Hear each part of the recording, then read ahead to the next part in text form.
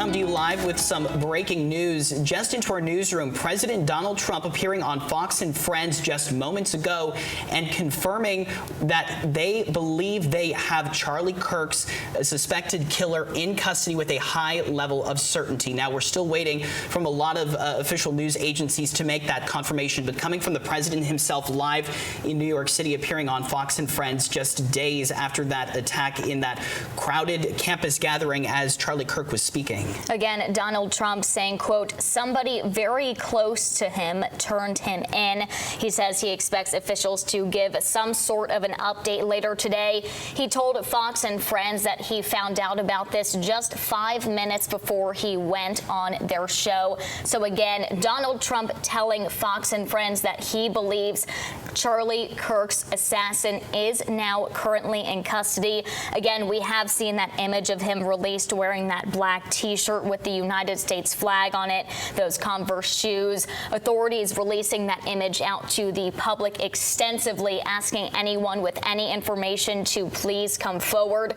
We've also been following this video here, the surveillance video of the assassin running into the woods after committing that murder. So again, Dane, this assassin confirmed by President Trump that he is in custody, but again, we are still waiting on a lot more details. We have a live look at the Utah Valley University campus this morning, where again the crime scene has been locked down for several days, piecing together exactly how that shooter was allowed to take aim at Charlie Kirk. Again, we know that it's a strong likelihood. We saw that individual on top of that roof about 200 yards away from that spot. You see that suspect there in that CC footage jumping down. And in that roof there, it's a rocky ground, Hannah, and police have also released footage and pictures of what appear to be imprints into those rocks where that shooter may have been perched. Some other things that they are looking at to help analyze this and confirm that, again, as President Trump says, the person in custody is in fact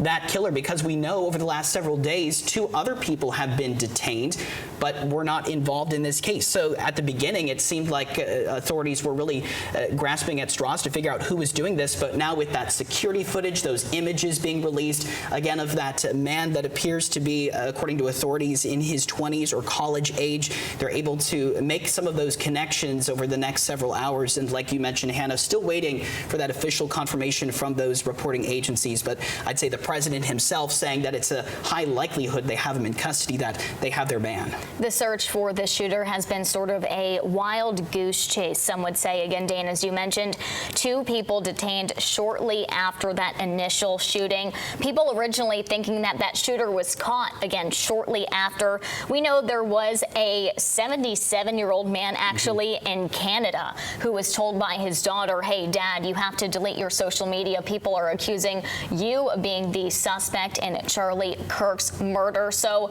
this has been a wild ride for authorities and for the entire country, as officials have been putting out this surveillance video. Again, that picture of him with those sunglasses, the Converse, that black T-shirt with the American flag.